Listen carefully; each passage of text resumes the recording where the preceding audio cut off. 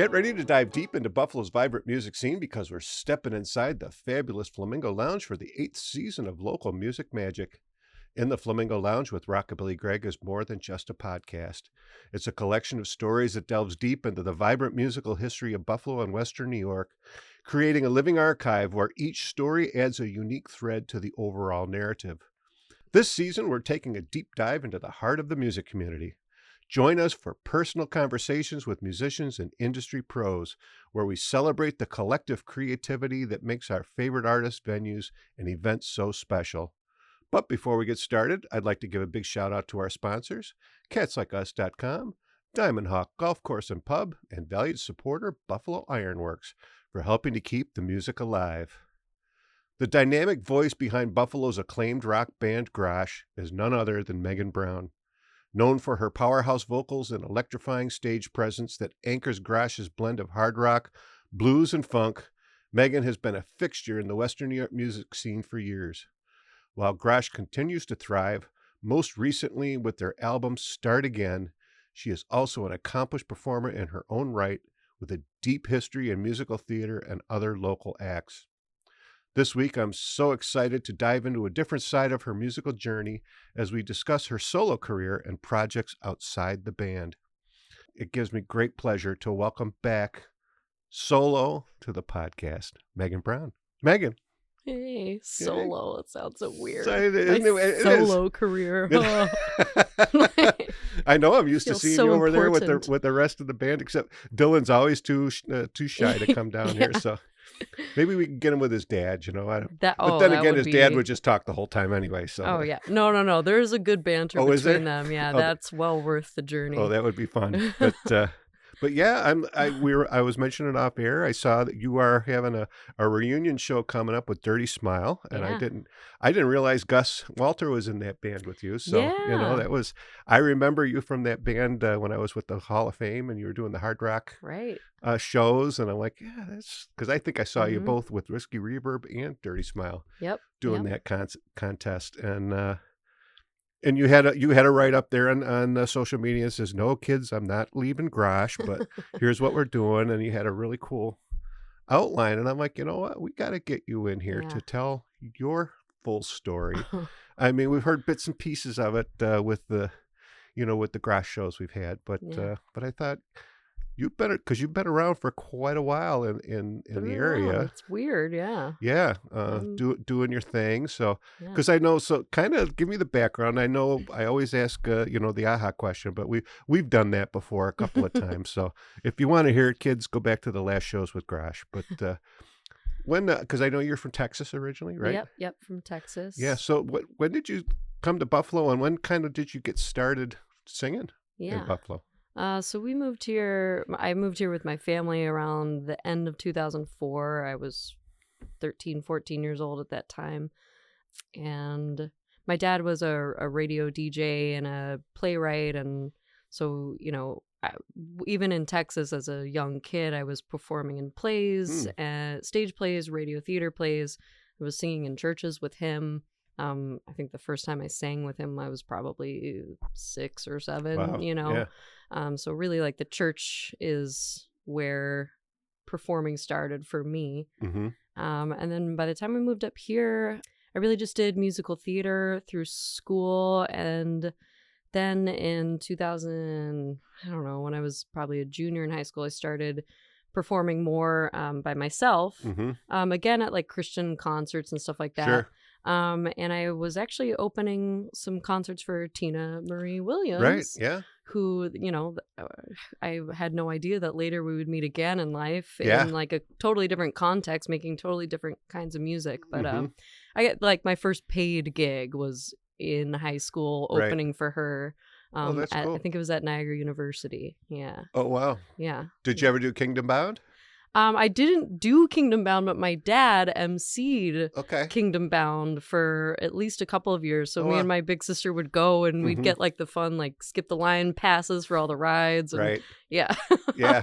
So I definitely went to that many times. Yeah, that's I know Tina had talked about that, and my buddy actually that I sing with, he always said, he's written contemporary Christian music, and he says, Hmm. yeah, it wasn't Christian enough for them. And Tina says, yeah, there wasn't enough JPMs, right? Jesus is permitted. So Yes. Yeah. and Yeah. I said, that's kind of weird, but whatever. I It's guess true. you know Even when I was opening for her, I was sneaking in like Jewel songs and stuff that I was oh, like, she talks about God in this song, so. exactly. Yeah, But yeah, same thing. It was a short little line that you had to straddle right. in that community. Yeah. Hmm. Now let me go back. So what was the first musical that you did on stage? First musical I did would have been 42nd Street, Oh, probably. okay. And then, or would have Godspell. Maybe Godspell was first. Okay. Yeah. Godspell, 42nd Street, Copacabana. Oh, wow. Guys and Dolls, where I was the lead, Sarah Brown. Yeah. I didn't Okay. even have to change my last name for that one. Right. I did like a Broadway review where I did like some Oklahoma Mm-hmm. songs and just kind of all over the Right. map there. Now, are you a stage dancer? Or are you what we call a mover? No, yeah, Yeah. definitely a mover. I've always been a mover. In fact, going back to the Christian thing, I got chastised one time by a pastor singing at church with my dad. Uh-huh. I'm a child, Right. and the pastor told me I was gyrating too much. Oh, And I didn't even know I was doing anything. Right. It's just you can't help it. So yeah, I've always been a mover, not much a dancer. Mhm. My senior year of high school, I was really lucky. I went to Williamsville North, and they Mhm. had this dance gym class you could take instead of gym class. Okay. Same credit. So that I could learn like the basics of dance and, the things you really need to know, the step ball changes and stuff like that. Right. Yeah. And I did that because I really wanted a lead role that year, and, Mhm. and it really helped me. Oh, Yeah. there you go. That step ball change stuff always killed me because I've done musical theater, and I can't remember what show it was. I think it was Joseph and the Amazing Technicolor Dreamcoat, and I couldn't get the step down, and she says, "It's a T for two," and I went, "Oh!" I just Aha! went up, up, and I'm like, Yep. "Why didn't you tell me that before?" I said, "Heel ball change means nothing to me." Yep. But just getting that rhythm in my head, I'm like, okay. And then my feet, and they're like, you suck because your feet go in the right direction. They said, yeah, I don't know what I'm doing, but but my wife and I swing dance, so we, Oh yeah, that's fun. and I I learned know a how. little bit of swing dance and steps. Oh, Me and yeah. Kev do that sometimes. Yeah, well, and that was I remember when I was in high school, I took the girl I took to the junior prom was daughter of one of my parents' good friends, and my mom's like, no son of mine's going to be able to go to a dance and not know how to properly dance, because she, back in the 50s, she Oh. did the whole white Yeah, that's gloves, serious. did Yeah. the dance, so she taught me how to foxtrot and rumba and Wow. do all the old dances. And then That's when I was very in cool. college and I'd go to the bars and the girls would be like, man, you can actually dance. I'm like, Yeah. yes, thanks, Ma. Yeah. So, My coming of age, it was just like freestyle, Yeah. dirty dancing. You know? Oh, no, you don't want to see this guy freestyle.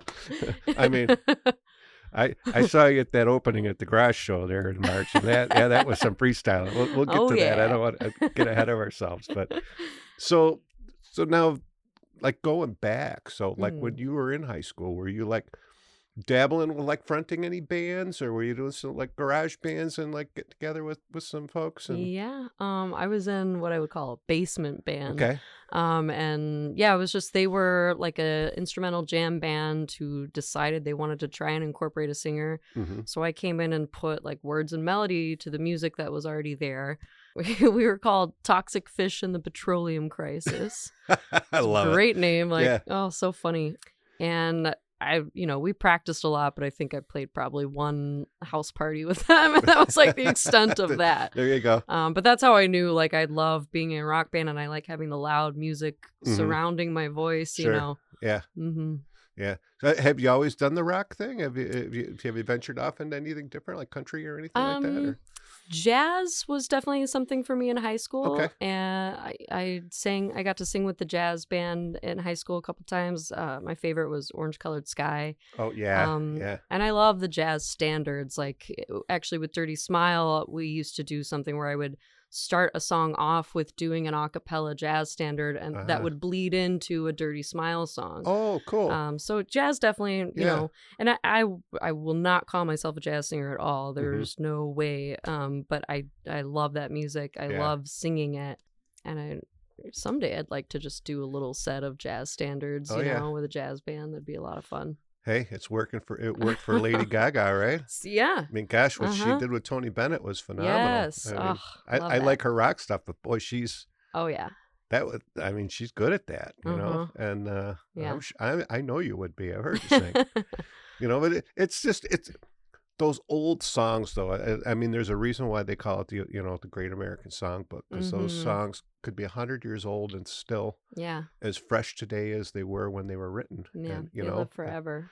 And I've said it many times on the podcast that one of the things that kind of made Barbara Streisand so great when she was coming up, and I've read many times, was she knew the Great American Songbook. She had studied that songbook. Yeah. And people were like, okay, you know your stuff. Yeah. You know, and they took her seriously. And of course, look where she is now, you Right. know. But you know, you get yourself started with yeah. Now I got Orange Colored Sky going in my head it's so now, good. you know. It's like such a good song. it is. Love it. But so now like when you went to college, did you go to college? No, No, I you did didn't. not. Okay. I started working full time right out of high school. Well, good for you. I was on my own like 2 weeks after I graduated. I was on my own in my own apartment. Oh, there you go. Yeah. The envy of everyone, I would imagine, right? Yeah. Yeah. It was Got your own scary, place. but Yeah. yeah, I wouldn't take anything back. I definitely don't regret it. Right. I'm not paying off any student loans, and I still got a decent job. So Oh, I know. We were talking off air, you know, about my son did the same thing. He went to one semester. It's like, Dad, this is not for me. And I said, all right, then don't waste my money. Yeah. You know, Yeah. and, you know, now he's doing real well, and you know, got a house and the whole thing. I know you got a house. Yeah. Yeah. Great little pup. I'm he's so Riley. cute. Rigby. Yeah, Rigby. Oh, Rigby. Is his Okay. name. Yeah. Yeah. Because after Eleanor Rigby, Rigby. you know. Yep. Yeah, I look and I'm like, oh, reminds me of Zoe. Oh. And but because there's nothing like having a pup. And I know I saw Kevin there's not. at Borderland, your wonderful husband. He says, yeah, I don't know. We moved into a new house, and 4 days later we got a dog. Yep. There was no waiting, and Yep. you know, we'd been talking about it since we first moved in together, getting Right. a dog, and life finally allowed for it. Yeah. No, that's great. You can always say tomorrow, but don't do it today, right? Yeah. Yep. So now first band. So what was when you really started? Like, okay, let's get together and sing. I mean, Dirty Smile really was my first actual band. I really don't count the Basement High School band. No, right? Yeah. And Dirty Smile for me, I always tell people this when they ask, like, how do you get started? What should I do? Go to open mics. I don't know if I would be in bands today if I hadn't gone to open mics. I wouldn't have met Gus Walters. Right. And that's what started that. So Dirty Smile, we started, I think we played our first show in 2012, but we had been in the basement creating the songs and practicing for about a year before that. Oh, wow. So I was very young. 2011, I barely 21, maybe 22. So that was the first real thing for me. And I learned so much. Right. No, where did you go open mic? Did you have a spot where you always went? It was the Irishman in Williamsville on Main Street, because that's where I lived out that way at the time. Right. Yeah. Okay. And then it was Tudor Lounge. Oh, nice. After that, yeah. I know. My buddy and I did alley-oops for 20 years, once a month. You know, that was our spot, you know. Yeah. And you're right. That's where, I mean, we saw some really great folks singing. And I will never forget, we saw, it was a grandma, a mom, and the granddaughter, so 3 generations. And grandma had this great alto voice. She's playing a 12-string guitar, you know. And I think the granddaughter was singing the lead, and mom's doing harmony. And I saw him once, but I'll never forget it, because it was like, there's some great talent out there, you know. Well, and I should shout out, I was almost in a funk band before Dirty Smile. We never made it out of practice, but so really going to the Irishman, I met Taylor Belling, who you Okay. might know from Henry's Summer Kitchen. Kitchen. Yeah. So I met him at the open mics, really, and he invited me to be a singer in a funk band that he was trying to start. Okay. And it was the drummer of that band, Adam, who introduced me to Gus. Okay. And Adam was the first drummer of Dirty Smile. Okay. So that's really, I should shout out that funk band that never really came to be. I don't think we even had a name, but so it started there. So thanks, Taylor. There you go. It's crazy how that stuff happens. I know, right? I yeah. mean, and that's Buffalo, though, isn't it? Yeah, absolutely. I mean, just let's do it, and you sound great. Cool tangled web. a very tight one. I mean, I just had Greg Yes. Klein on, and he sang his song 2 Degrees in Buffalo, and I'm like, really? I Yeah. think there's one. Yeah, You know? seriously. Yeah, for sure. Yeah, and it's because it is crazy that how many people I've met, and Yeah. met you through this whole thing, and I think through the Hall of Fame, and I can't remember exactly how we got connected to begin with, but Yeah. Probably Sarge, Oh, right. Yeah, probably. but Yeah. my good buddy Rich Sargent, so Mhm. who's connected with everybody. Yep. Same with sure Tina. is. That's Same how with I Tina, met yep. Sarge. Same little vine. Yeah, because he was, and I know he was trying to help Kevin out back in 20 years Yes. ago. So Yeah. when we had Kevin down, he was talking about that. But yeah, it's just wild how now so kind of getting into Dirty Smile, and we'll take this right into the. We might as well talk about the reunion show coming up. But now, Yeah. was that a full original band? I mean, I'm Yeah. sure you did a couple covers here and there, but you were predominantly an original. Yeah, we were, I mean, I would say we were all original from the beginning. And because that band was more, we were doing like rock shows where we're playing 45-minute sets with Right. 5 other bands, Sure. So for the most part, it was all original stuff. And then as we kept going, we learned some covers. Like a big one for us that everybody knew was we did The Dog Days Are Over by Florence and the Machine. Okay, yeah. Was one. And Eleanor Rigby was something that Dirty Smile did before I did it with Grosh. Wow, okay. But yeah, so, and then it wasn't until we started playing at casinos, what was it, the Hamburg Gaming, I think, Right, maybe. okay, yeah. And it was like the first time we'd played 3-hour sets. And that's when we were like, okay, we got to build up some covers. Yeah, people don't realize how many songs there are in a 3-hour set. Oh, yeah, I mean, that's a lot of singing. Yeah, and it's different. Like with Dirty Smile, those are like 2-minute songs. They're definitely straddle that pop rock thing. So 45-minute set, like we could do 10 songs, 12 songs in 45 minutes. Sure. Yeah. You got to become a jam band quick, right? So, Yeah, right. all right, Long Gus guitar solo. Yeah. Now, have you always strictly been a singer? Are you? Yeah, do you have no, any I'm not instruments, or no? proficient at any instruments. No, Wow. I've dabbled. I've tried. I can, strum out some chords on a guitar. I should be better about committing to it, but as soon as I get busy, I get overwhelmed, and I just I need to focus on this. And yeah. I hear you there.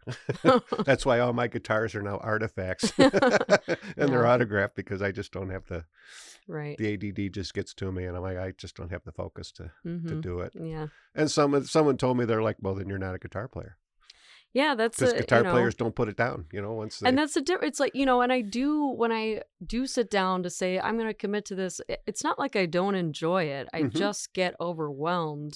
With like everything else that I have to do, that eventually it just trails off. I don't know, because I did have fun and I was proud of myself. Like, I can play With or Without You now, really slowly and stiffly. Yeah. Well, I'm kind of like you. I'm a vocalist myself, and it's like I would start playing a song and try to sing with it, and then I'm like, oh, that would remind me of a different song, and I'd get on YouTube and go down the rabbit hole, and 3 hours later, I hadn't played a note. And Bobby LaBelle, God love him, was trying to teach me how to play guitar, and I go back the next week, and he says, you haven't practiced, have you? I said, no, sorry. Yeah. Oops. And So I also think I do feel like I am very much a singer, Mhm. and maybe even more than that, a performer. Like Mhm. I sing with my whole body. Yes. So the idea of being behind something like a piano or a guitar, not being able to use my hands to express what I'm singing, like Sure. that's huge for me. Yeah. And I'm big on trying to interpret what I'm singing Mhm. with every limb, everything. So I like not having anything. I don't like to feel what do you call it? Cumbered, Right. unencumbered. I like to be Right. unencumbered when I'm performing. Yeah.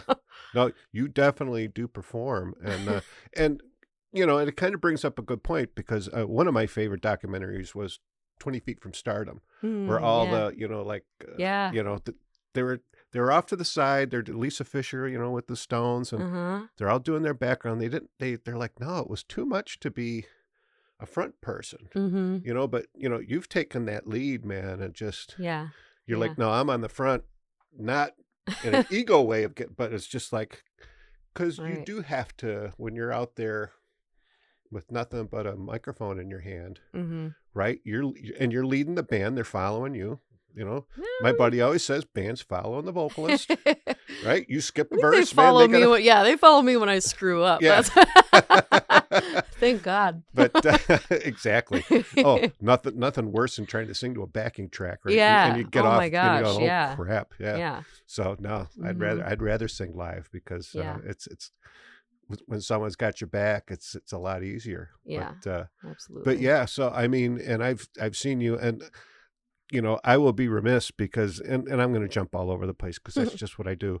But when you had when Grosh had that opening show for your new album at the town, you had the best dress. That Yes. was awesome. And, oh, Oh. my fashion police, I'm like, oh my God. I mean it.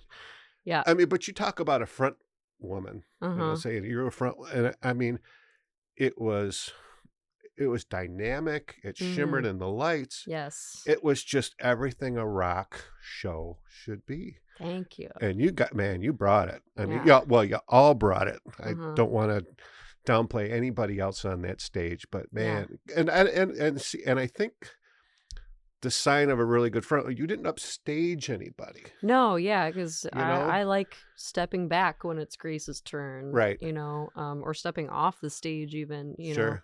I think that's something that people really like about us, and we get that feedback a lot. It's like, Hmm. you guys act like a jazz band, somebody steps forward, somebody steps back. Exactly. Grace hates it when I say this, but I always say there's two front women in Grosh, Hmm. and she doesn't like that, but it's Right. true. It's true. Yeah. Oh, Mhm. well, I mean, no offense to anybody, but there's not many people Yeah. as good on guitar as Grace. Nope. I mean, Sure ain't. she is the real deal. But for a lead guitar player, though, she's not Mhm. showy at all. Yeah. Well, I mean, when 'cause she does her the thing, way I mean, she plays yeah, is, and she does, like, she really, even though she's not like, jumping off the stage and running into the audience or anything, she does play with her whole body oh the gosh, way I yes. sing with my whole body, Hmm. like I can tell where she's going in a song from her body language while she's playing. Right. Her feet go on tiptoes at certain parts, or she's stepping forward, or she's Yeah. stepping back, or where she's looking at the time. Hmm. So she is emotive, just in a quieter kind of way, because really, I mean, what she's doing on that Hmm. guitar is like Right. enormous. Yeah. Well, we talk about following the band. There's a lot to be said for that, knowing all the little cues. Mm-hmm. I know, when my friend and I sing together, and he might miss a note, so he'll do in between two Yeah. verses an extra, and he'll just give me a little kind of a nod.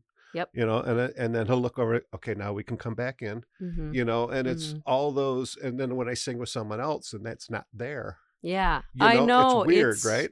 Yeah, especially when you get used to certain bandmates, and especially when you all communicate really well together, it can be very hard Yeah. to, do a one-off thing with people that maybe don't even look at each other or make Sure. eye contact. Yeah. That, like, bothers me so much. Like, give me eye contact. Look at me. Yeah. Let me look at you. Yeah. Yeah. Yeah. I'm really lucky because we all just kind of locked in Right. that way immediately. Yeah, I've done like some karaoke and or open mic, and some folks come up and they give you Uh-huh. that full eye contact, and you're Yeah. like, wow, was that good? That was Mhm. fun, Mhm. and Yeah. and then other times it's like, yeah, it's you're kind of going through the motions, and Right. but Yeah. when people are giving you that back and forth, and that's I think also too when the music elevates itself too. Absolutely. Oh yeah. Yeah. Yeah, Trade of energy is where it's at. That's right. like the most important thing to me, is to feel like there's a circular um tide of energy coming in and out when you're Yeah. performing.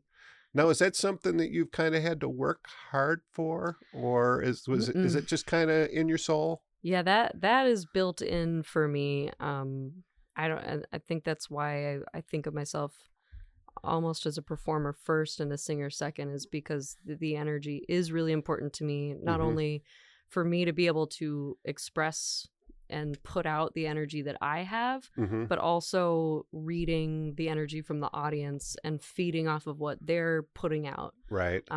That's huge for me, and that is my therapy. Mm-hmm. Like if I'm performing and that's not there's no energy, and Right. and this is not about how many people are in the room. There could be 2 people in the room. Oh yeah. If they're giving me like that they feel inspired, or they Mm-hmm. feel happy or sad or angry, Yeah. then like I'm gonna vibe, and Right. it's gonna be a better performance. Yeah. And that's what makes me feel better at Mm-hmm. the end of a set, no matter what I might be going through in my personal life. Sure. Hmm. Do you have a memorable show when that crowd was just like in the palm of your hand? You're like, Oh, man, this is cool.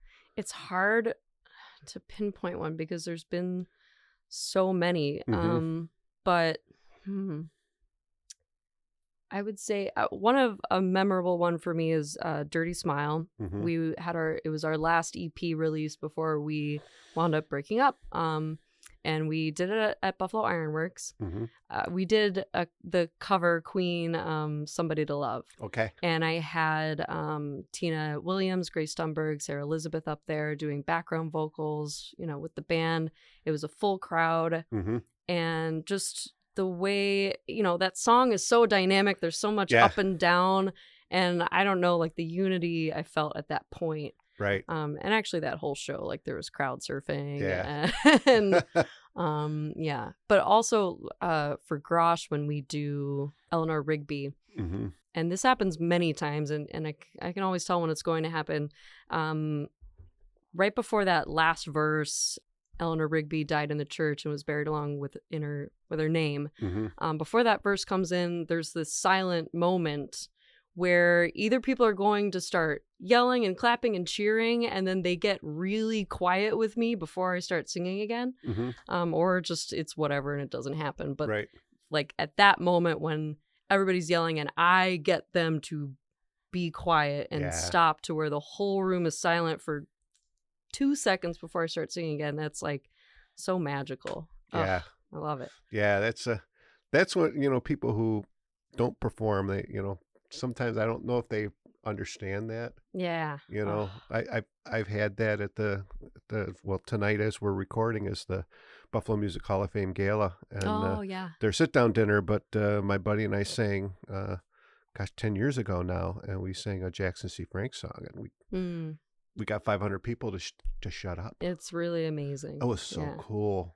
Yeah. And I looked at them like, we never do this ever again. I'm good. Uh-huh. Yeah. Because It's so memorable. Yeah. That's why kind of I asked that show, because you remember that. And, yeah. there was a guy, his name was Jim Abbott. I've had him on the show, and he came up from Atlanta. He was Jackson's, like guardian for a while, and he's standing in front of us with tears running down his eyes, just listening to us sing. And it's like, Yeah. wow, this is Yeah.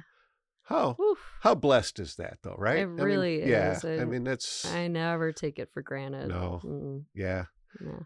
And of course you're always going to have to do it, right? So I mean, Yeah. that's in your blood. Yeah. Yeah. It's good that you have a spouse that understands that, right? Oh yeah. No. Because Thank I said, God love, I have a lot of love and respect still for my first wife, but when I did my very first show on stage, she's like, okay, you got that out of your system. And I'm like, no. That ain't it. That ain't it. No, it just got in my system. And it's Uh-huh. like, no, it's, I can't stop, and Yep. and you Yep. just, I might go for a while without singing, but you can't, I think if No, that's no. in you, you just have to do it, Mm-hmm. and so now kind of getting back to Dirty Smile. Yeah. So what made you guys decide, hey, let's get the band back together and let's do a show? Yeah. Well, we randomly would text each other for a while now. Just, hey, you remember this song that we never got to record or whatever? We'd go back and forth, and I think we always kind of played with the idea, oh, maybe it'd be fun to record that song we never recorded, or Mhm. oh, maybe it'd be fun to do this someday. But none of us were ever like really jumping on the okay, I'm going to schedule this, I'm going to make it Right. happen sort of thing. And I don't think it felt important for any of us to do because we all are doing something else. Mhm. But this really came along because of Eric I. Miller, who was our final and true drummer of Dirty Smile. So, in 2014, we got to open Edge Fest with Weezer, Sheila Divine, brand new. And now Eric is in a Weezer tribute band. Oh, okay. Yeah. And funny, weird circle, he's in that Weezer tribute band with my husband who Oh. plays bass in that band. Okay. Yeah. So that's just another one of those weird Buffalo Web things. Right. So he decided when he does this show at Rec Room on November 8th that he wanted to do the Weezer set that they did at Edge Fest in Buffalo in 2014. Mm-hmm. And because he had decided to do that, he was like, well, wouldn't it be cool if the opener of Edge Fest that year opened this show before we do this, recreate this Weezer set? Right. So it was really him that, made room for it to happen Mhm. and thought of it and asked us. Right. And it was just kind of, as soon as he asked, I'm like, yep. Yeah. Okay. Cool. It wasn't, yeah. Now, have you started rehearsing yet together? Or? Yeah, we had Yeah. one practice a couple weeks ago. We got 2 practices next week, Mhm. and then a couple more before the show. Right. And the first practice went great. I wasn't sure what to expect, if we Mhm. were all going to be dusting off, cleaning up the cobwebs. But we really, the first song we did, we went straight through, Right. and when we were done, we're like, oh, okay, that was great. Okay, cool. It's like you hadn't missed a beat. It huh? really, Yeah. it was cool. Mhm. Everybody sounded awesome, so I'm excited to get these next Right. 2 practices in next week. Mhm. Yeah. Because when was the last time you guys played together? It was actually at Josh English's wedding, which Again, another full circle moment, yeah, right? that must have been 2017. Okay. Yeah, 2017, Josh English's wedding, sometime in June of Yeah. that year. Now, did you know Josh at that point, or? Yeah, I'd known Yeah. Josh forever, and he had filled in on drums in Whiskey Reverb, another band I was Mhm. in, and I played a lot of shows with Grace Stumberg band and the bands that I was in at the time. So Yeah. I'd known Grace and Josh Right. for a while Okay. already. Yeah. Yeah. Now, did Whiskey Reverb come right after Dirty Smile, or? No, those were at the same time, Oh, okay. really. So I got into Whiskey Reverb in 2014, I believe. So a couple of years after Dirty Smile had been going. Mm-hmm. And that was really because Dirty Smile was in between drummers. Okay. And Gus was kind of feeling like we were almost at a dead end because we weren't finding a new drummer. Sure. So Gus was actually the one that went to Whiskey Reverb and said, because Whiskey Reverb had just lost one of their vocalists. Okay. And Gus went to them and pretty much passed me off to them, like, hey, you just lost a singer. You should get Megan. She'd be great. Right. He really set that up for me, Mhm. which I didn't even know he was doing, or that I didn't even know there was a discussion happening. Right. But Whiskey Reverb was one of those bands when they asked me, it was one of those things you're not going to say no. It doesn't matter if it's scary or challenging or maybe not even the style that you're used to. Right. You do it. And I said yes. Yeah. Yeah. Yeah. Thanks, Gus. Yeah. Now, I think, is my memory correct that you guys won the Hard Rock that year? Yeah. Dirty Smile won the Northeastern region. Okay. I think that was in 2014. Right. Yep. That was huge. Yeah, I think I was a judge that year. Oh, I know I was 1 or 2 years. I was always at them, yeah. but I may have been Uh-huh.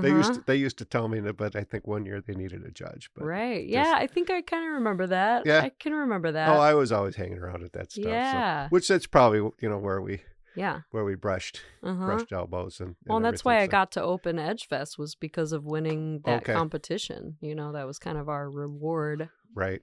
Mm-hmm. Yeah. And of course, oh gosh, it escapes me the name of the band that actually won and went to London. Yeah. That won. Oh, that was the Doyle brothers and They Justin Rizzo and won. yeah, Yeah. Was that More Than Me? More Than Me. More Yes. Than Me. Yeah. That was another year that they won, I Yeah. think, because for us the grand prize was going to Rome to Okay. open for the Rolling Stones, or no, Paul McCartney maybe. Hmm. I don't remember what year More Than Me, but they went to London, I remember. Right. Yeah, and they were opening for McCartney. Yeah, that was it. Okay. Yeah. Yeah, so it must have been the Stones when the year that Yeah. we tried. Yeah. Because of course, full circle moment. Mhm. The Doyle's dad Tom was my music director for many shows that I did. So Yeah. it's like, Yeah. Mhm. I'm like, wow. Yeah, it's funny. Bring it all back. So now both of those bands, because as you know, I collect stuff. Did you record anything that's on hard copy? Yeah, well, for Dirty Smile, definitely I'd have to find the CDs. I feel like Mhm. I have some CDs somewhere, but definitely on all of the streaming stuff, Mhm. we have some EPs and some singles out there. Whiskey Reverb 2, I'm not in a lot of recordings with them just Mm. because it was a kind of a brief run that I was in there before the band Okay. broke up. But there is one song that I really love, and I loved the recording of it, called Letters, from Whiskey Reverb, and that's out on YouTube and everything. Sure. But I know that there's more that my voice is in, but that's the one I remember that I Mhm. really loved. Right. Mm-hmm. Now, I know you've done a lot of other things. And one thing that really comes to mind and I remember was the Rust Belt Birds. Yes, Yeah. yeah. With was that you, Tina? Tina, Sarah Elizabeth, Smith? Grace Stumberg, and me. Yeah. Mm-hmm. Yeah. Yeah, that was a lot of fun too. I love singing harmonies. Mm-hmm. And as a lead singer, I don't get to sing harmonies as much as I would like to, Right. because I really enjoy that. Yeah. Mhm. Now, do harmonies come easy for you? Yes and no. I mean, Mhm. it can be hard. But I've been in choir since I was a young kid, and I Right. was always an alto or a second alto. So, singing that part, you're always singing harmony, Sure. a lower Yep. harmony, Mhm. Yeah. So, Yeah. but yeah, I think if you're in choir, that's gonna be kind of built in for Right. you. There's Yeah. definitely some songs where I'm like, where, especially when you're singing with other people and, Yeah. like somebody takes the harmony you were wanting to do. So then you got to find something else, and there's 5 other harmonies happening. Yeah. That's when it can be challenging, but it's fun. It's a Yeah. lot of fun. Yeah. And God bless you that you can do that. I know. Oh, Because my buddy, I mean, he has to drill it into my head. I mean, yeah. I have to learn them. I can't. He Yeah. can pick them up. I mean, he can just. Right. He says, "You sing what you're doing," and because he's always like, "I may go here, I may go there. I'm not going to sing the same thing Right. twice." I'm like, Oh, that makes it hard. That makes makes it hard. it makes it hard, but at the same time, I've really learned to listen. Uh-huh. So Yeah. I think it's like good. It's Yeah. like because every now and then he'll be like, "Yeah, I felt like singing this note this time." He Right. says, "You stay where you're supposed to, though." Yeah. You And know? that's where eye contact comes in when you're Yes. performing is, because that's really what I was in Whiskey Reverb. I was like a co-singer, Mhm. usually singing harmonies. And it was the same thing. I was, performing with somebody that he would change a lot of things, and I'd have to really watch him Right. and watch his mouth to see what he's doing, Yeah. to follow. Yeah, yeah. Because when you're on stage, as you know, when you're up there on stage, Mhm. the moment happens, and sometimes it's like, all right. Yeah. Although we've rehearsed it a million times, it's just Yep. We're figuring it out right now. Yep, it's live music, right? It's a Yeah. live show. So now, Uh-huh. and I know right now, you're still doing a lot of stuff with, Hmm.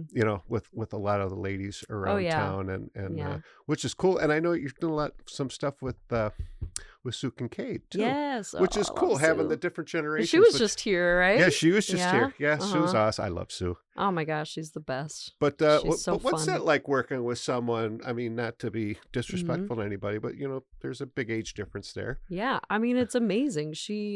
It's just so cool like, especially right now, by the time this comes out, we will have already played this show, but we're working on a quartet show right now with Sue Kincaid, Grace Stumberg, me, and Grace Logan.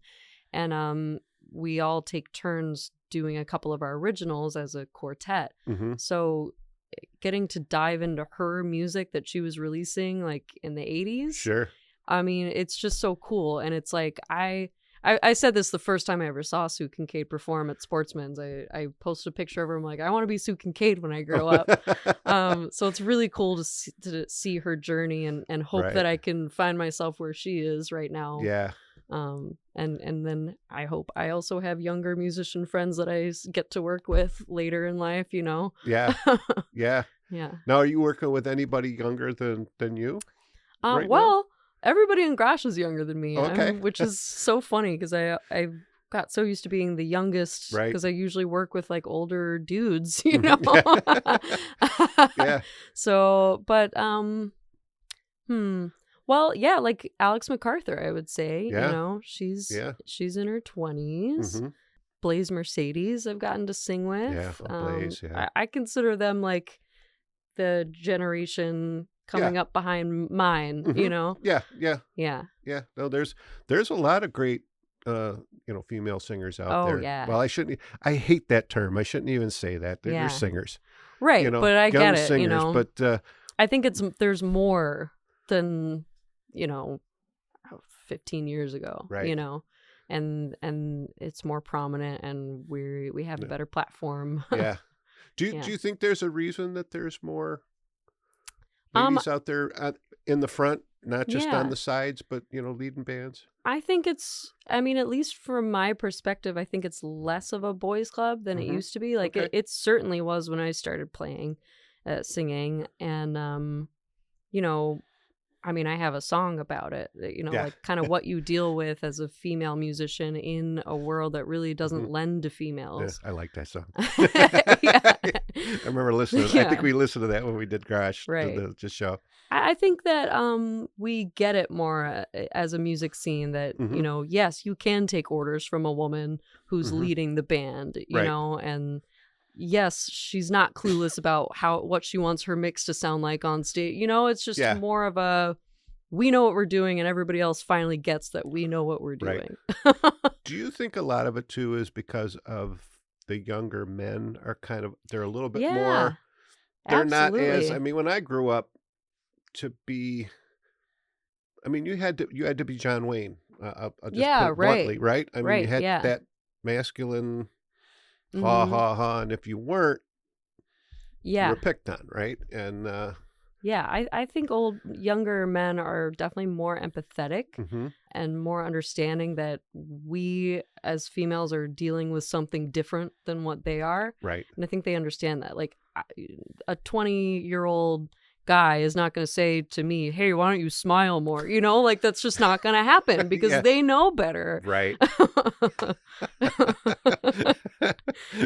I know exactly what you'd be prettier if you'd smile, right? And I'm not knocking that. I am knocking that. No. I am. Well, you but should, to a point, to be honest. To a point, there's a learning curve there because that used to be fine. And women would just kind of let it happen and deal with it because that's what they were supposed to do is just smile and nod and go along with it. So, I just want to make it clear. It doesn't make you a bad person if you've told a woman to smile more. No. It just means that you didn't know better and maybe you do now. Yeah. Well, and for me, I'm right on the cusp of being a boomer Gen Xer and, and I saw a lot of change, especially like in the 70s. There was a lot of change. Oh, yeah. With that kind of perception and where men and women were. And of course, the 70s was ERA and there was a lot of stuff like that. Right. And, so. Yeah. And again, in the 90s, I don't know if you've watched the Lilith Fair documentary on I haven't Hulu yet. yet. I've seen a lot of folks posting about it. It's really cool. And that shows you again, like we just go through these things each generation, with any kind of minority group or excluded group, because women were dealing with it all over again in a different way in the 90s. You know, Right. you got these special, you were finally allowed to get a credit card after the 70s. Yeah. In the 90s, you have to prove that you can put a bunch of females on one bill Sure. and have a successful Yeah. concert, you know. Well, and I just learned recently that even in the late 80s, I mean, when I was young and bringing up a family, a single woman couldn't rent a home. Yeah. Oh, yeah. I'm like, that's like my generation. I'm Yeah. like, that's horrible. And you don't, Crazy. you know, and you look back at Lilith Fair. First of all, it was like 30 years ago, which is like, holy smokes. I know, How crazy. is that 30 years ago? Woo. But it's like, you don't even think about what it was for the time. And like, I can remember like Live Aid and shows of that nature. And it's like, wow, those were Right. really something for the time. And now you kind of look back on it like, oh yeah, that was just kind of, Mm-hmm. you know, what's so big about Lilith Fair? I mean, there's women playing all over the Right. place, Right. right? Yeah. Yeah. Well, that's why, right? Uh-huh. And, Yes. you know, the Trailblazers and the Wanda Jacksons of the world, you know, Yeah. and, you know, from way back when doing, Mm-hmm. you know, doing outlandish things, quote I unquote, know. you know, Yeah. it's like, Yeah.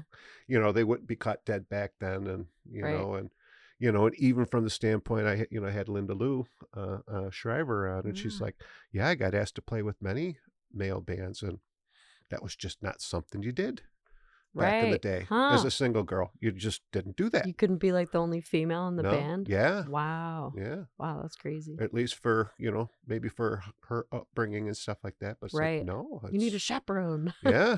Yeah. Yeah. Well, and Joni, I mean, I don't know if you've seen Yeah. Joni Marshall play guitar, Mm. but holy smokes, I'd love to see her and Grace play Ooh. together. Wouldn't that be cool? Yeah. Such Yeah. generational, but boy, because Yeah. Joni is her generation's Grace, really. Right. Oh, And cool. she can play, and because she, you know, she told a story about how Eddie Arnold wanted to bring her on tour, and it's like, yeah, it's like, no, you didn't do that back then. Right. You Yeah. know, it's, Yeah. you know, although Eddie Arnold's like, you know, you can play. I mean, she's really good, and Right. yeah, I'm gonna have to. Wouldn't that be a cool mashup? That would be. Yeah. I'd love to I see mean, it. you know, and you think about that, getting like, I mean, like if you had, besides Sue, like I'd like to see you sing like with. Have you ever sang? You've sang with Jesse Galante, haven't you? With the, did you guys do, when you did the mob show? Did you sing with Jesse or? I'm trying to remember if I stepped on stage for something. Grace and I opened that Yeah. show. So I've been on bills with Jessie. I don't know Mhm. that I've actually gotten to sing with her though. You guys I would be could be wrong. yeah, I you could have guys been would like be in the great, yeah. background for some random song, like Yeah, hiding well, we all behind sing people. Silent Night at the end, so I mean, Oh yeah. Right. but yeah, I could see the Yeah. two of you. That Oh, would it'd be great. that would be awesome. Yeah. It would be kind of a that you know, I'll have to bring that up on the Sportsman's Foundation. We Oh need to get yeah. a generational kind of Right. mash Yeah. up with folks, you know, and Right. you know, like get Josh with Pete Hoagland or something like that, you know, Oh one of these yeah. older, Yeah. you know, drummers that's been Love it. around, and I think that would be Mhm. something really wild, you Yeah. know, I think so. and For and sure. you know, bring the generations together and just show how it's just such a great community too. Right. Yeah. And You it know? doesn't, it's not, it doesn't have to be separate. It's not, I don't think it's separate because, you know, we work Right. with, Yeah. you know, like I think of Jamie Holka and Mhm. Pete Vincent and all these people that I love and I get to sing with them all the time. You Right. know? Yeah. I couldn't imagine not doing that Yeah. just because they're, you know, they did it before me. Sure. Exactly. Do you have someone that you always been like, man, I'd love to sing with that person, Oh, whether well, it's local or national? I mean, the first person that comes to mind, I already got to sing with her, but Sharon Bailey was like a huge one for me, and like I cried my eyes out, you know, after I got to sing with her. I'm trying to think who else, because she was like goal reached for me. Right. Yeah. I'm sure I'll think of somebody. Yeah, But I it's, can't help but just think of Sharon. I know. Isn't that weird though? You get that goal and you're like, I'm done. You know, Yeah, it's like, yeah. that's That was a cool, because I used to watch her at Tudor Lounge on Sundays all the time. Like, wow, oh my God, I love her. Oh. Yeah. And then one time it was with Grosh. It was at Sunset Grill, like their Super Jam, and Grosh was playing, and I'm singing, and I'm looking elsewhere, and then I look right in front of me, and there's Sharon Bailey standing right in front of me, just smiling. I'm like, oh my God! And then I got to sing with her later that night. Oh, cool! And I got to sing No Quarter with her a couple times while Jamie Holka was playing. Yeah, so cool. that is. She's the coolest. Yeah, it's very cool. Yeah. Now, anything else that because I know there's a lot more to Megan Brown than what we're just kind of we're dancing around the edges here. So, but hard to pinpoint. Really. Yeah, just because when you think about it, you've had a career of 20 years, and you're not that old. Oh, yeah, you don't weird. ask a woman her age, so I'm won't 35 and I'm proud. There you go. Good for you. Well, I say I'm 61 and I'm proud. So right. I mean, if you count me singing in churches with my dad, then yeah. Well, even 20 years ago was 15. So oh my God. Yeah, isn't that wild? Crazy. Yeah. So what happens? Yeah. What happens? It's when you think of it in those terms, like you have had a pretty long career, right? As far as I do think of that sometimes in terms of just the Buffalo music scene is like, wow, I've been in this scene for a while. I've been doing this for a while. Right. I met a lot of people, worked with a lot of people. Mm-hmm. I kind of know the ins and outs of it, and that's weird because it's it seems not long ago to me at all that I was still learning and getting to know other bands, and it's cool. It's very cool. Yeah. No. Any aspirations to just be a one-person show? I've had moments. So I really enjoy, kind of like electronic music that still is what I would call folky electronic. Like Sylvan Esso is an electronic duo. With this very folky female singer. Maggie Rogers I love Maggie Rogers. She's somebody else that, she has a band and everything, but when she started off, she was creating everything herself on a computer. And I really love that. That's something I've thought about figuring out how to do, is just make these like soft, pretty electronic songs with just a nice vocal over it. We'll see. Maybe someday. And I mean no disrespect to that, Grosh. So no, no, not trying to. And that would just be something that I would just do for me. Exactly. You know? It's a little side thing, and so because you guys are committed to Grosh. I mean, you guys are playing all over it, and of course you and Grace, do your Girls of Grosh thing, which is cool. I mean, they're my best friends. Yeah. So now, as far as new things that you have on the horizon, now I know you Grosh you put out that new album. Yeah. And since we've talked with that, I mean, have things opened up? I mean, you just went to Philly, so kind of getting outside of Buffalo a little bit. Yeah, we're definitely dipping our toes in some other towns. We're so far doing like long weekend stints. I know in November we'll be getting back out to Troy, New York, Syracuse. We go to Rochester pretty regularly, Cleveland pretty regularly. We're just trying to, branch out a little farther each time. And there's something to be said for going to a place like Coda in Cleveland is somewhere we like to play. Go there, make an impression, and then make sure to go back not too long after and keep going until people start to recognize you there. And I feel like we're finally there with Rochester. We're starting to get there in Cleveland, and you just keep going back. So we just got to go to Troy, New York for the first time back in May. Now we'll be going back in November. Right. And also something to be said for finding bands in those towns and making friends, like listening to what they're doing, engage in their social media content, because it's really hard to book out of town gigs. It's really hard. Venues do not reply to you. The only way you're going to get out of town is by checking out what those local bands are doing in that town and engaging with them and talking to them and making friends. You just kind of go, it's like, hey, let's take a road trip out to Troy and show up. Yeah, You well, know? Grace has done that. She's shown up to, like, when we were trying to get into Cleveland, we weren't getting any responses from anybody. So she found out about Coda in Cleveland and that they had an open mic. So she drove out there herself one night and went to the open mic and played and then said, "I'm Grace. I've been emailing you." You know, and Yeah. sometimes you have to do it like that. Right. We've been doing a lot of like messaging bands like, "Hey, I really like your sound. We'd love to come out. Would you like to come to Buffalo?" Show trading is huge, Yeah. you know, and that's something we're really trying to do. And that's exciting. I love bringing awesome bands here to Buffalo and watching, you know, Buffalo people freak out over these bands that we've gotten to meet. You know, it's really fun and rewarding to bring them here and to go to their spots, you know. Right. It's a lot more than just throwing up a video on YouTube, right? Oh yeah. Oh my God. Oh my God. It's a whole, like, just promoting and booking and trying to be relevant outside of, you know, getting up on a stage is a whole other job. It's a whole other job. Now, is it important to have the content out there though on all the Yes. platforms? I mean, you just can't be one platform, right? You got to No, yeah. I mean, you really should be doing it all. We're not we're not great at like Threads or Twitter. We've tried. But I think we're killing it with the Instagram and Facebook, and I know all that stuff I believe does transfer over to TikTok. I don't have TikTok. Right. I don't look at it, but I think it's out there. Well, my wife's a huge TikToker. Yeah. I was going to say we got to yeah. get one of those the one you have about you know, girls telling you to smile. Oh yeah. Because I know you guys have done doing some crazy videos on that because I'm a Facebook guy. We've got a video in mind for that song for sure. Yeah. Get one of those TikTok crazes, you know, so everybody will, you know, jump on the bandwagon. And, right. You know. Yeah, we're actually planning out a music video for our song "Don't Trust Nobody" right now, which I'm very, very excited for. That's something that I kind of had a vision for that the director we're working with is helping to make into reality. So we'll have another video soon. Right. The big thing now that winter's coming, as they would say, as Ned Stark would say.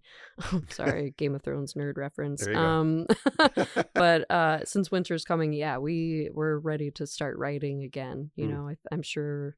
I know Grace is sitting on some things. I know I'm sitting on some things. So that's what we're really excited to start doing. You know, that's cool. Yeah. And we even have songs that we perform live already that we haven't gotten to record. We have so much material sitting there waiting. Yeah. You know? Now, is it all collaborative with all four of you when you're right?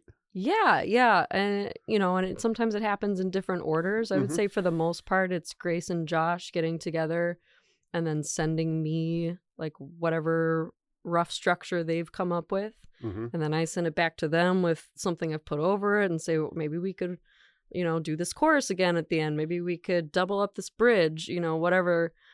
Sometimes it's me sending lyrics and melody to Grace and she creates music around it and creates like chords for verses. And then I put melody to those verses, you know. Wow. It's always a little different, but it's a lot of fun. Now, when was the first time you wrote a song? Well, in high school with the garage band, because that was the same. I mean, that's really how I usually write, is putting lyrics and melody to music that's already there. And that's what I did in high school with that band that I joined. And that's generally what I do with Grosh. Right. And that's, I don't even know. I can't remember with Dirty Smile if it was just me giving lyrics and melody. I mean, Gus wrote a lot of those songs. When it was me, I think it was him helping put something around a little snippet of something I had waiting. Yeah. It's fun. I mean, lyrics are huge for me. I'm a big, I'm a words person. I love lyrics. I love words. I love poems. Do you find it hard to edit yourself though? So it really, you know, kind of, because you want to pare it down as tight as you can get it, right? Yeah. Not anymore. That's something that Gus taught me, which was probably one of the most valuable lessons I learned is because I would have a hard time. I'd give him something and he would make something else out of it. And I would kind of be like, well, that's not really what I wanted it to be or what I wanted the song to say. And he kind of taught me, like, once you create something and you hand it off to somebody else, you have to be able to let go. And you have to be able to be willing to simplify it or be willing to watch it change. So yeah, a lot of times for me, something starts off as a poem that gets condensed down and down and down. which is cool because sometimes I'll have a poem that becomes 2 different songs, you know, because I've pared it down so much, and they've been like one poem has become 2 different messages, you know. So now that's something I have fun doing. Right. And, you know, part of that is feeling out a rhythm in there. When you're reading a really wordy poem to yourself, you know, you start to realize where the flow is in there and what needs to be cut back to allow that flow to really, you know, flow. Yeah. Do you even think about like length of song and radio play anymore? Does that kind of even come into the equation? I mean, it does once not when we're making a song. Right. No, I would say when we're recording. Yes. I think we've done like some radio edit versions of songs, you know.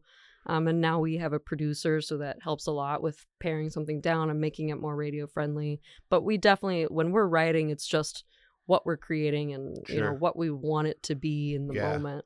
Yeah. Yeah. So, well, believe it or not, Megan, we've chatted for an hour. Look at that. Look at that. So, I didn't think we'd have a hard time doing it. So. I was worried. I'm not a big talker, so. Oh, you've done Guess great. I am now. Yeah, you are. No, this is. It's funny. Everyone says that, but everyone, you know, everyone's got a story to tell. Yeah. I really think that. And, you know, and I think once everybody kind of opens up, you know, it's not braggadocious, you know, you're not braggadocious at all. Yeah. Well, we're all passionate about this. Exactly. You know, you're passionate about what you do and why you're doing it. And it, obviously it absolutely comes off on stage, but, and to get, who was the, you know, who were you wearing on that, you know, was that like a designer dress? Cause I remember looking at cause my wife's like, ooh, that's sparkly. Cause she like, and I mentioned to her recently, I'm like, oh, that was fabulous. She says, well, I wore a sparkly dress to the miscast thing that we did. I'm like, oh, that's right too. I'm sorry.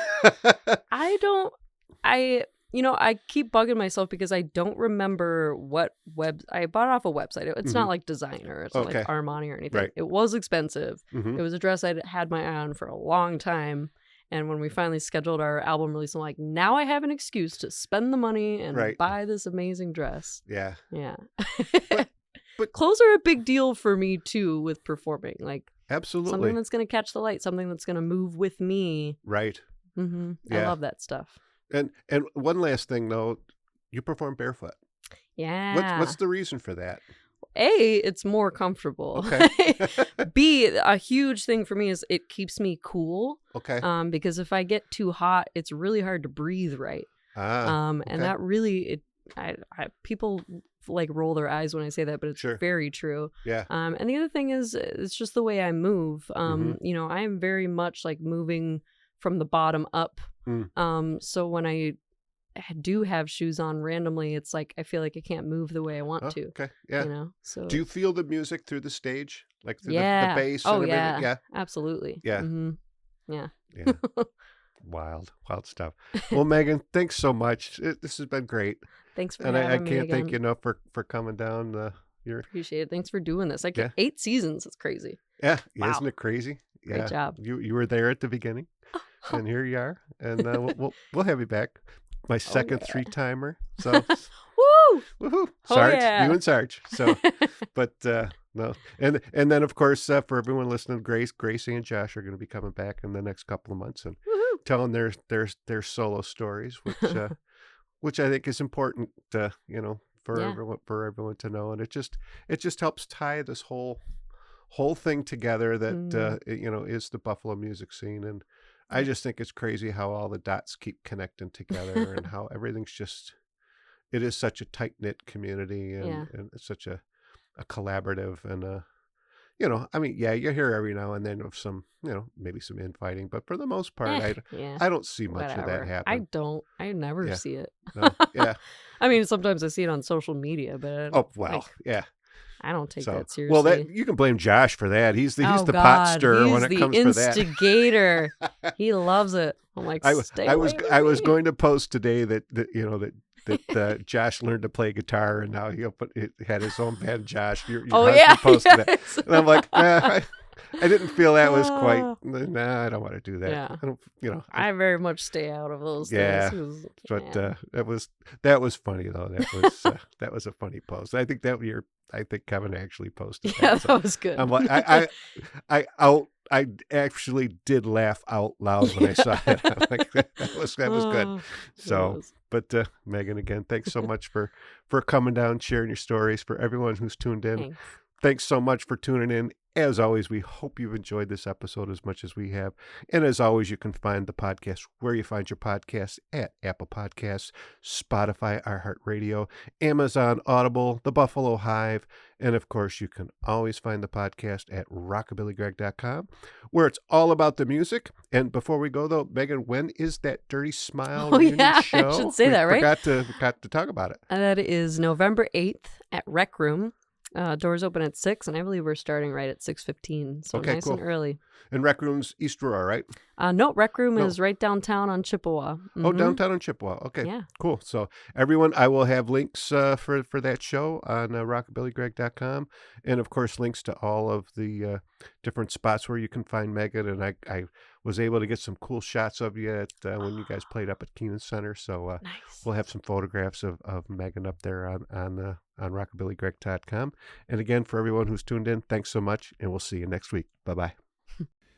In the Flamingo Lounge is made possible in part by CatsLikeUs.com, your online store for authentic vintage clothing and accessories. Buffalo Ironworks, an intimate live music venue and bar located in the Cobblestone District in downtown Buffalo. And by Diamond Hawk Golf Course and Pub, Western New York's premier golf course, restaurant, and banquet facility. At the Hawk, the bar is hopping year-round with live music every Wednesday, Friday, and Saturday. And some other nights, too.